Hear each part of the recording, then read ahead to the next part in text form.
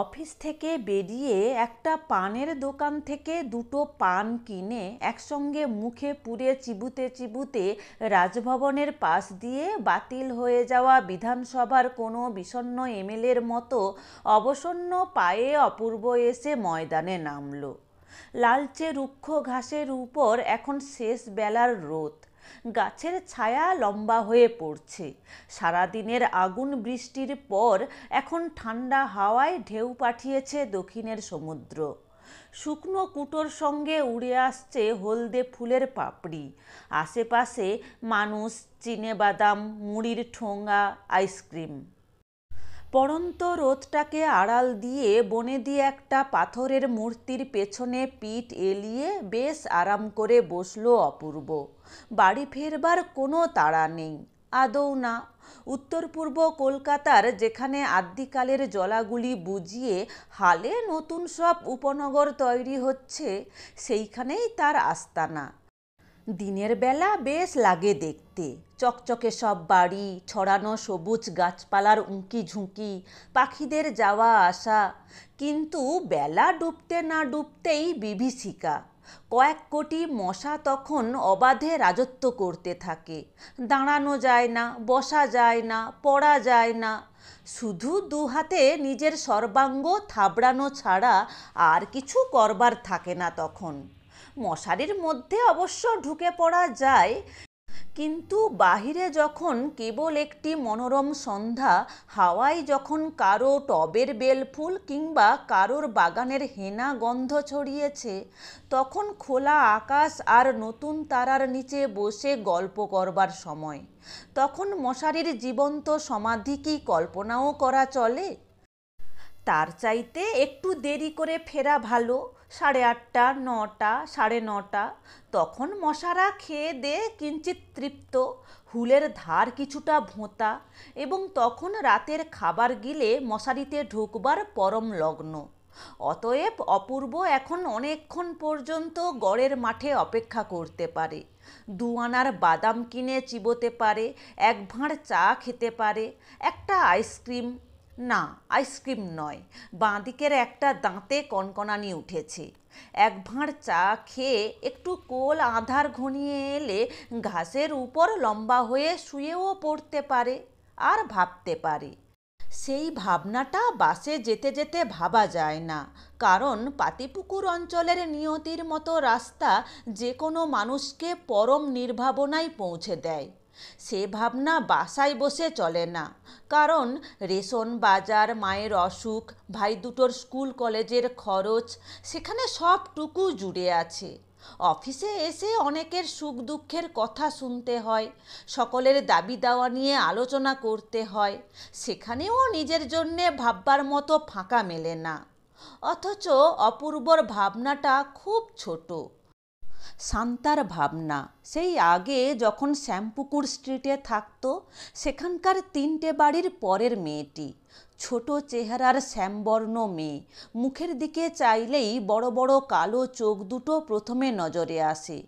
গলাটি খুব মিষ্টি, বাড়িতে বাড়িতে ছোট ছোট মেয়েদের সে গান শেখায়। শ্যামপুকুরে থাকতেই সে শান্তার কথা ভাবত, এখানে এসেও ভাবে। তখন নিজের ঘরে বসে ভাবা যেত, এখন ময়দানে এসে ভাবতে হয়। ভাবনাটা ছোট, বেশ মেয়েটি। দেখলে মন খুশি হয়, কথা বললে ভালো লাগে, একটুখানি সঙ্গ পেলে আরও ভালো লাগে। আর এই সব মিলিয়ে যে দরকারি কথাটা তার শান্তাকে বলতে ইচ্ছে করে, সেই কথাটা কিছুতেই আর বলা হয় না। শান্তা কখনো বলবে না, অপূর্ব জানে। তার মতো মেয়েরা কোনো দিন এগিয়ে এসে মনের আড়াল সরিয়ে দেবে না। শান্তার মা বাবা বলবেন না, কারণ মেয়ের টিউশনির টাকায় তাঁদের দরকার আছে। অপূর্বর মা বলবেন না, তাঁর কাছে এখন রেশন, বাজার আর ছোট ভাই দুটোর স্কুল কলেজের খরচের ভাবনাটা ঢের বেশি জরুরি।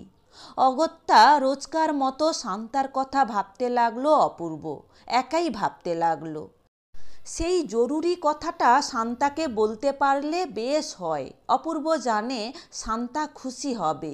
মুখ ফুটে সে বলতে চাইবে না, কিন্তু তার চোখ দুটো কথা বলে। এখানে এই ছায়ার মতো অন্ধকারে যেমন চারিদিকের অনেক অলক্ষ্য আলোর কণাগুলো কাঁপতে থাকে, তেমনি তার কালো তারায় অনেক কথার কণা ঝিকমিক করে।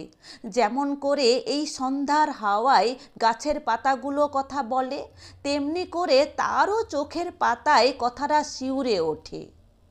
একটু বাতাসের অপেক্ষা, দক্ষিণ সমুদ্র থেকে বাতাস, সেই সমুদ্র অপূর্বর মন। সেখান থেকে হাওয়া উঠলেই শান্তার ছায়ায় ছায়ায় আলোর কণা দুলবে, পাতারা সাড়া দেবে, হলুদ ফুলের পাপড়িরা উড়ে আসবে। কিন্তু 4 বছর ধরে সেই ছোট দরকারি কথাটা বলা হলো না, বলাই হলো না। কেন হয় না? অপূর্ব ঠিক জানে না। সময় আসে, অপূর্ব টের পায় না, সময় চলে যায়, তখনও টের পায় না অপূর্ব। তারপর একা হলে একটা পানের দোকান থেকে পান জর্দা কিনতে কিনতে, কখনো বা দোকানের আয়নায় নিজের বোকাটে ছায়াটা দেখতে দেখতে তার মনে হয় আজ বেশ সুন্দর সময়টা ছিল। আকাশ মেঘলা ছিল, ভিজে ভিজে হাওয়া ছিল, শান্তার মনে একটা গানের সুর গুনগুন করছিল আগাগোড়া। আজ বেশ বলা যেত। ময়দানে বসে বসে বাসার সেই কোটি কোটি দুঃসহ মশাকে এড়াতে একা শান্তার কথা ভাবতে ভাবতে, মাটির ভাঁড়ের গন্ধে ভরা স্যাকারিনে বিষাদ চায়ে চুমুক দিতে দিতে আজ হঠাৎ পৌরুষ জাগলো অপূর্বর। চেষ্টা করা যাক না, আজই চেষ্টা করা যাক না। আধ খাওয়া চায়ের ভাঁড়টা ছুঁড়ে ফেলল, খুলে ফেলা জুতোটা পায়ে গলিয়ে নিলে, তারপর উঠে পড়ল। অনেক দেরি হয়ে গেছে, অনেকটা দূরে সরে গেছে সে। এরপরে শান্তা হয়তো তাকে ভুলতে আরম্ভ করবে। দেরি হয়ে গেলে, দূর হয়ে গেলে কে না ভোলে। বাড়ি পর্যন্ত যেতে হলো না, ট্রাম রাস্তার মুখেই দেখা হয়ে গেল। এই যে শান্তা, এই যে, তোমাদের ওখানেই যাচ্ছিলুম। ও। শান্তা একটু চুপ করে রইল, যেন অস্বস্তি বোধ করছিল একটা। বেরুচ্ছিলে? হ্যাঁ, গানের টিউশন। একটু দেরি করে গেলে হয় না? একবার রোগা মণিবন্ধের ছোট ঘড়িটার দিকে তাকিয়ে দেখল শান্তা, কপাল কুঁচকে ভাবল একটুখানি, বললে, নিজেরও একটু, সে যাক, আধ ঘন্টা সময় পাওয়া যেতে পারে, যথেষ্ট। অপূর্ব একবার শান্তার চোখের দিকে তাকালো। আধ ঘন্টাই যথেষ্ট, তোমার সঙ্গে আমার ছোট্ট একটু কথা ছিল কেবল। বেশ, চলো আমাদের বাড়িতে। না, তোমাদের বাড়িতে নয়। কোথায় তাহলে? আশ্চর্য হলো শান্তা। এর আগে অপূর্ব কোনো দিন তাকে কোথাও সঙ্গে নিয়ে যেতে চায়নি। অপূর্ব বললে, অন্য যেখানে হোক, ধরো একটা চায়ের দোকানে। চায়ের দোকানে? কিন্তু তুমি তো জানো আমি বেশি চা খেতে পারি না। গানের গলা খারাপ হয় বুঝি? শান্তা হাসল। না, সন্ধ্যের পরে চা খেলেই কেমন যেন মাথা গরম হয়ে যায় আমার, রাতে ঘুম আসে না। তাহলে চা খাওয়ার দরকার নেই, কিন্তু কোনো একটা কোল্ড ড্রিঙ্ক। বেশ, চলো। নির্জনতা এ তল্লাটে কোথাও পাওয়ার উপায় নেই। ভিড় ভিড় ভিড়।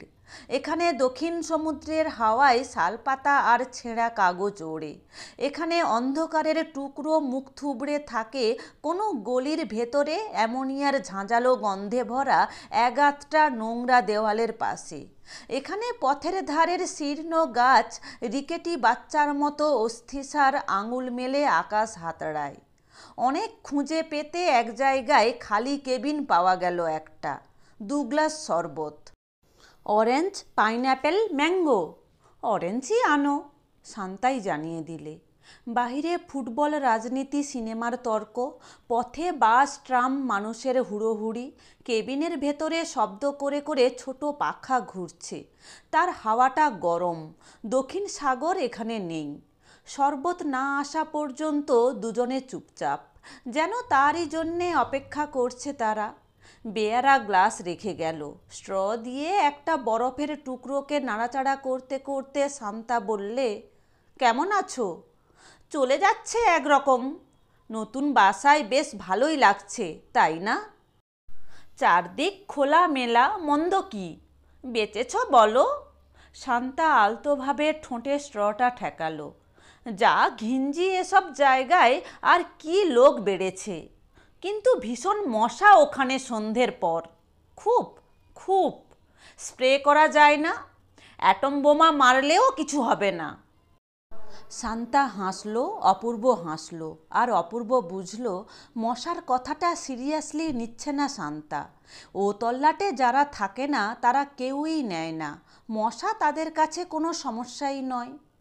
আবার কিছুক্ষণ চুপ করে শরবত খেলো দুজন। মাথার উপরে ছোট পাখাটা বিরক্তিকরভাবে কটকট করছে, হাওয়াটা গরম। দোকানের বেসুরো রেডিওতে শ্রোতাহীন রবীন্দ্রসঙ্গীত, প্রথম তপনও তাপে। শান্তা বললে, অফিসের খবর কি? নতুন কিছু নেই, সেই একভাবেই চলছে। তোমাদের একটা স্ট্রাইকের কথা শুনছিলাম না? আপাতত হচ্ছে না, আলোচনা চলছে ইউনিয়নের সঙ্গে, হয়তো একটা মিটমাট হয়ে যাবে। খুব ভালো। ভালোই তো, ওসব ঝঞ্ঝাট কে চায়? শান্তা আবার স্ট্র দিয়ে গ্লাসের ভেতরটা নাড়াচাড়া করতে লাগলো। অপূর্ব প্রথমে তার রোগা আঙুলগুলো দেখল, তারপর পাশে রাখা হ্যান্ডব্যাগটা দেখল। ব্যাগটা পুরনো আর জীর্ণ হয়ে গেছে, স্ট্র্যাপের একটা ধার ছিঁড়ে গিয়েছিল, সেফটি পিন দিয়ে আটকে রেখেছে সেখানটা। এখন এই ব্যাগটা শান্তার বদলানো দরকার, কিন্তু ওর হাতে নিশ্চয়ই টাকা নেই। অপূর্বর হাতেও টাকা নেই। থাকলে একটা ভালো চামড়ার ব্যাগ সেই প্রেজেন্ট করতো শান্তাকে। কিন্তু কি দিনই পড়েছে, মাইনের শ4 টাকা যে কোথায় চলে যায়। অপূর্ব আস্তে আস্তে বললে, আমার কথা তো হলো, এবার তোমার কথা বলো। আমার কথা আর নতুন কি বলবো, চলছে একভাবে। তোমার মা কেমন আছেন? ভালো। তোমার বাবা? আর্থারাইটিস কখনো সারে? কবিরাজি করাচ্ছিলেন না? সব একরকম, মনের সান্ত্বনাই শুধু। শরবত দুটো প্রায় শেষ হয়ে এলো, পাখার হাওয়াটা তেমনি গরম। রাস্তায় কিসের একটা জোরালো চেঁচামেচি উঠেছে। দোকানের ছেলে মানুষ বেয়ারাটা বোধহয় দেখে এলো একবার। কাকে যেন বললে, ও কিছু নয়, একটা পাগল খেপাচ্ছে। দোকানের রেডিওতে রবীন্দ্রসঙ্গীতটা শুনে মাথা খুঁড়তে লাগলো। শান্তা বললে, সেলাই করা পাঞ্জাবি পরেছ কেন? এমনি। জামা নেই বুঝি? অপূর্ব হাসলো, জবাব দিল না। আগে তো পড়তে না? অখিল কলেজে ভর্তি হয়েছে, সায়েন্সে, অনেক খরচ। তা হোক, 2-1টা ভালো জামাকাপড় তোমার দরকার, বাহিরে তো বেরুতে হয়।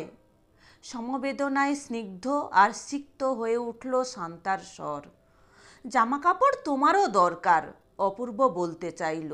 শান্তার শাড়িটা পুরনো, রং জ্বলে গেছে বোঝা যায়। ব্লাউজের গলার কাছটা ঘামে মলিন, একটা সেফটি পিন যেন সেখানেও দেখা যায়। এই মলিন দীনতা ভালো লাগে না। অথচ বাহিরেই কাপড়ের দোকানে শোকেসে কয়েকটা জামা কাপড় তোমারও কেনা উচিত। এমনি একটা কিছু শান্তাকে বলতে গিয়েও বলতে পারল না অপূর্ব। তার বদলে শান্তার কথারই জবাব দিলে, ধুতি পাঞ্জাবি আর পরব না ভাবছি। কি পরবে তবে? শার্ট, ট্রাউজার, অনেক খরচ কম। ধুতি পাঞ্জাবির লাক্সারি আর পোষাচ্ছে না। কিন্তু শার্ট ট্রাউজারে তোমাকে মানাবে না, শান্তা প্রতিবাদ করল। ওটা চোখে দেখার অভ্যাসে বলছো, 2 দিন পরেই সয়ে যাবে। আবার একটু চুপ করে থাকা। শরবতের গ্লাস শেষ হলো অপূর্বর। স্ট্রর টানে সবটুকু তলানি উঠে এলো, বাতাসের আওয়াজ উঠল একটা। শান্তার পড়ে রইল খানিকটা, গ্লাসটা সরিয়ে দিলে একদিকে। শান্তা কি ভাবছিল সেই জানে। অপূর্ব কথা খুঁজছিল। এতক্ষণ যে আলোচনা হলো জামাকাপড় ছাড়া, তার সব পুরনো, সব হাজারবার বলা আর শোনা। একটা নতুন কিছু বলা দরকার, সেই দরকারি বিষয়টার সূচনা করা উচিত। কিন্তু এবারেও পুরনো প্রশ্নই বেরিয়ে এলো, কটা গানের টিউশন করছো এখন? 4টে। নিজের জন্যে গান গাও না আর? সময় কই? আর অডিশন দিয়েছিলে রেডিওতে? দিয়ে কি লাভ? হবে না। কি আশ্চর্য, হবে না কেন? ব্যথিত আর উত্তেজিত হলো অপূর্ব। এত ভালো গান করো তুমি, তোমার ভালো লাগলেই তো আর হবে না। ওখানে যাঁরা জাজ, তাঁদের পছন্দ হলে তো। সব পার্সিয়ালিটি তদ্দির ছাড়া হয় না। বলতে নেই ওরকম, আমি বা কতটুকু শিখেছি। বেয়ারা গ্লাস নিতে এলো, হাতে বিল। অপূর্ব পয়সাটা মিটিয়ে দিলে আর হাত ঘড়িটার দিকে একবার চেয়ে দেখল শান্তা। আমার বোধ হয় এবার ওঠা উচিত, নইলে দেরি হয়ে যাবে। সঙ্গে সঙ্গেই উঠে দাঁড়ালো অপূর্ব। বেশ চলো। আবার পথ, ভিড় ভিড় ভিড়। দক্ষিণের হাওয়া এঁটো শালপাতা আর ছেঁড়া কাগজের টুকরো নিয়ে পোড়া গ্যাসোলিনের গন্ধ মেখে ধুলোমুঠি ছড়িয়ে দিচ্ছে মুখের উপর। রিকেটি বাচ্চার আঙুলের মতো শীর্ণ গাছের শুকনো ডালগুলো ছাইরঙা শূন্য আকাশে যেন মাকে হাতড়াচ্ছে। সার দিয়ে দাঁড়িয়ে গেছে কতগুলো ট্রাম, ব্রেকডাউন। একটা তেলে ভাজার দোকান থেকে উঠে আসছে পোড়া বাদাম তেল আর ফ্যাটানো বেসনের উচ্ছ্বাস। সন্ধ্যার ময়দানে হাওয়া থাকলে মনে পড়ে না, কিন্তু এখানে বৃষ্টি দরকার, খুব অনেকক্ষণ ধরে ঝিরঝিরানো ঠান্ডা বৃষ্টি।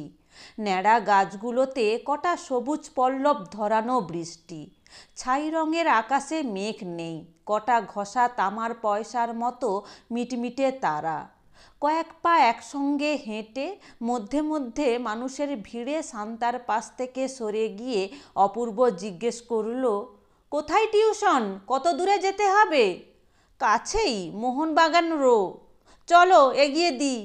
বেশ তো।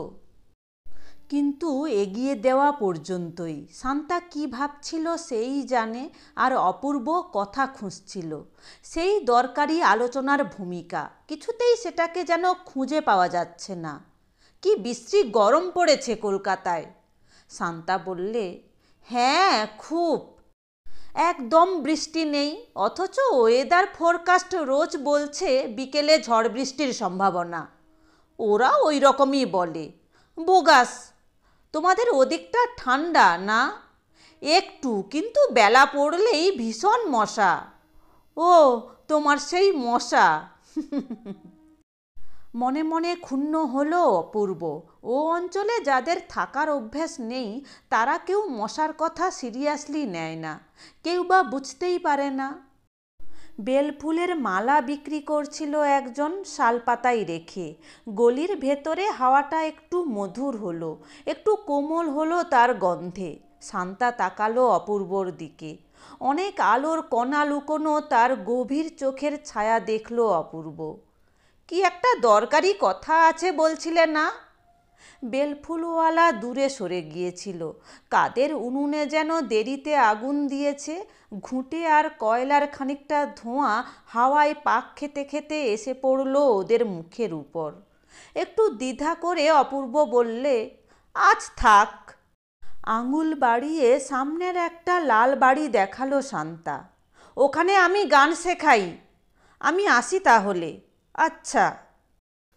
মশারির মশাহীন বিরুদ্ধতার বাহিরে লক্ষ লক্ষ মশার গর্জন। বাতাসটা পড়ে গেছে, দমচাপা গরম। ঘাড়ের নিচে বালিশটা ঘামে স্যাঁতস্যাঁতে হয়ে উঠেছে। ঘুম আসবার আশা কম।